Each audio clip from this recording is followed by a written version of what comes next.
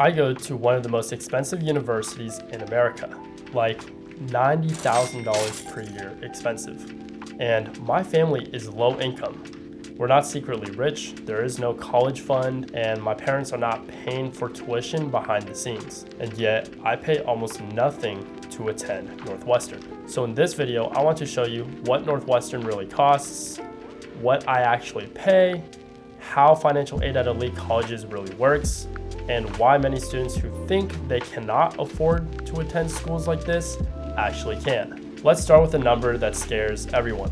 Northwestern's total cost is roughly $70,000 for tuition, $20,000 for housing plus the meal plan. And this doesn't include travel costs, other fees, textbooks, and insurance. So you're looking at roughly $90,000 per year. That is more than the average American household makes in a year. So when students from middle class or lower income families see that number, they automatically dismiss those schools and think that, yeah, that school is not for me. And I don't blame you, I thought the exact same thing. But this is where the biggest misunderstanding lies. And this is because at elite universities, like Northwestern and other Ivy Leagues, most students oftentimes are not paying the full sticker price. In fact, over 60% of undergraduates receive financial aid there. So here's the part that most people never see. Northwestern publishes real financial aid examples. For example, a student from a $25,000 income single-parent household is going to have an expected family contribution of $0. And this is exactly what my family sees as well. And because of this, they are going to meet your demonstrated need, which is essentially the entire cost. This means that your cost to attend the school is virtually zero. Now, from personal experience, I will say that my rough cost is around $10,000. However, last year when I was attending UC Santa Barbara, I was actually getting paid $10,000 to attend there. And the reason why I was getting paid versus having to pay $10,000 is because I decided to move off campus and I found a really cheap apartment. And this drastically reduces costs because you're now removing housing and meal plans. So here's the key thing to understand. Elite universities use income-adjusted tuition. Oftentimes they have massive endowments, sometimes larger than entire countries. And they use that money to subsidize students that demonstrate financial need. Northwestern, for example, on their website claims to meet 100% of demonstrated financial need. This usually comes without having to take out loans. This means if your family cannot pay, they offer you grants, and grants are not the same as loans because you do not have to pay them back, ever. Now, this sounds pretty counterintuitive because expensive schools can often be cheaper for low-income families. Public universities have a cheaper sticker price. However, they also have smaller aid budgets.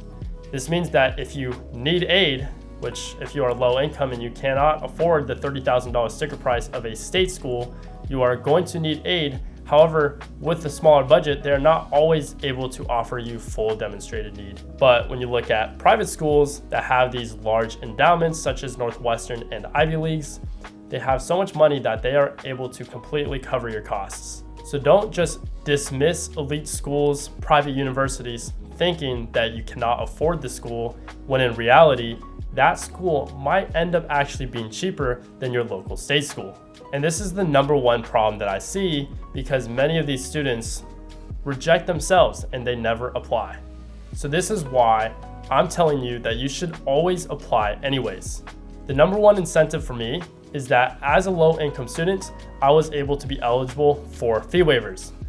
This means that for most students, when you are applying to college, each college application is going to cost you roughly $80. So this can rack up all the way to $1,000 worth of college applications. However, when I applied to college, I spent zero. Yeah, you heard me, $0. And that is because I was able to get fee waivers for every single application.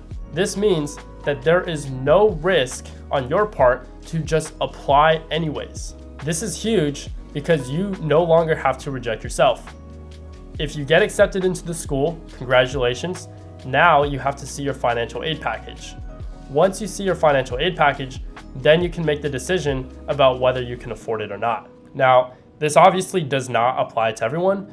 If your family is in the higher middle class or wealthy, then you probably will have to pay full price, and that is because these schools determine that your family can afford it. So here's the biggest takeaway that you should get from this video.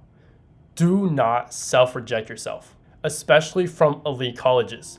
These colleges will give you massive resources, give you a massive leg up for your future, and they might actually be the best financial option for you. I always constantly hear low-income students saying that school is too expensive, there's no way my family could afford to go to a school like that, yet it would almost be free for you to attend a school like that. This is why I plead with you to just apply, use a fee waiver so the application fee is nothing, and then look at your financial aid package if you are blessed enough to get in, and make your decision afterwards. So now I want to talk about the extra support and resources that you will get from attending a private university.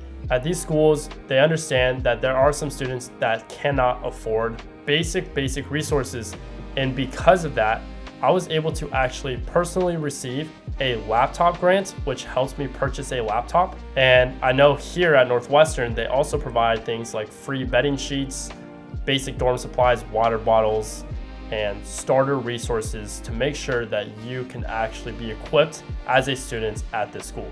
And it goes way beyond that. I mean, there are research stipends, project funding, startup grants for entrepreneurs, travel funding, and mentorship programs targeted towards students with financial need. So financial aid does not just stop at we will cover your tuition, but these private schools often offer many resources to help you make sure that you can perform at that school and set you up for success in the future. Another massive thing that you should know is even if you get a financial aid package that seems a little bit too high from what you are willing to pay, you can always appeal packages. Now, as a transfer, I first attended UC Santa Barbara and then here Northwestern University. Both times I appealed my packages and was able to reduce my packages each time by roughly $6,000 just from appealing.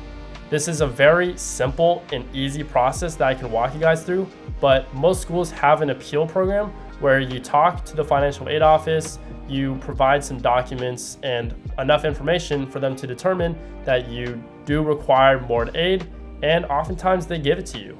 And this is because once a college accepts you, they want you to enroll. You're now part of the class that they're building and they want you to succeed. So if cost is your barrier, they're willing to come in and help you overcome that. Most students have never even heard of these grants that they have to help you purchase a laptop with free resources, and most students never consider appealing when it can help drastically. Another misconception that I had is that with college, you will graduate with lots of debt, and these loans will only compound in interest, and you will be stuck in this debt for the rest of your life. And this is a massive misconception. I personally take out subsidized loans, and these are offered through FAFSA by the US government. And these loans only start accruing interest once you graduate. For example, if I have to take out around $10,000 worth of loans, that might sound like a lot, but across 4 years, you will easily be able to make $10,000. And I'll tell you how. There are two major ways that I'm able to make money throughout my 4 years during college. The first way is by tutoring. I tutor online on the weekends only for about 3 or 4 hours, maybe 5 hours per week, and I charge around $50 an hour. This is huge because it's on your own accord, your own time, and it doesn't take away from time from doing homework or studying or hanging out with friends. The second way is by getting internships. When you attend an elite school, you are able to get elite internships, and these internships can pay a lot of money. I know people who've gotten internships that pay $50 an hour, 40 hours a week for an entire summer, roughly around 10 weeks. You do the math, one summer internship and you're already over your $10,000 loan. You can pay that immediately when you graduate, just save the money, don't be done with it, and boom, you're good to go. The scary narratives about college debt and loans that you often hear are usually when you start pulling out loans from the bank or private institutions, or the unsubsidized loans that accrue interest over time. But the good thing is that usually your costs are cheap enough that the subsidized loans will take care of it, and you can basically attend school for free for 4 years, especially in your junior and senior year. Once you decide to live off campus, find a cheap place to rent, that's going to save costs dramatically. Start grocery shopping, that's also going to save costs drastically. And if you're able to get an internship, have summer jobs during the summers where you don't get an internship, you will be more than okay and 100% graduate without debt. And something to understand about me is that I am not from a wealthy family. My parents didn't attend college. My dad didn't even finish high school. And so there's no legacy, there's no connections, nothing out of the ordinary here. And because of this, I had to navigate the college admission system by myself and figure out all of these things the hard way. And this is why I make this content for you guys, so you guys can give yourself the best opportunity possible. I also built a website which has mentors from numerous different Ivy League schools.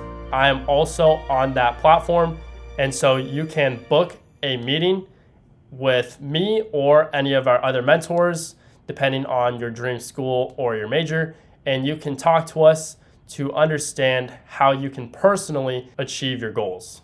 It is very important to understand how college pricing works and not self-reject yourself from great schools.